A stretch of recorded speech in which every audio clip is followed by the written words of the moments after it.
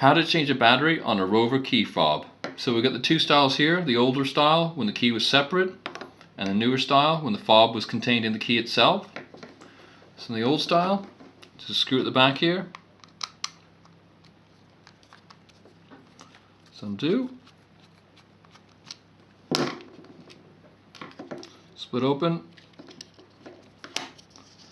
Inside you've got a 12 volt Alkaline A23 battery.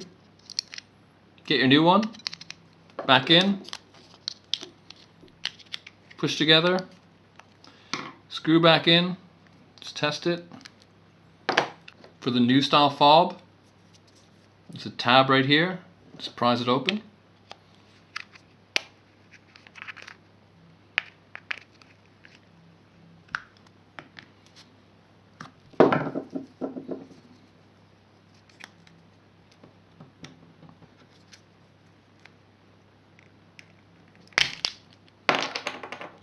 Inside there's a battery, CR2032 is the size.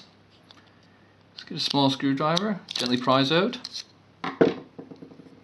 Get your new battery, positive side on top. Put the lid back on,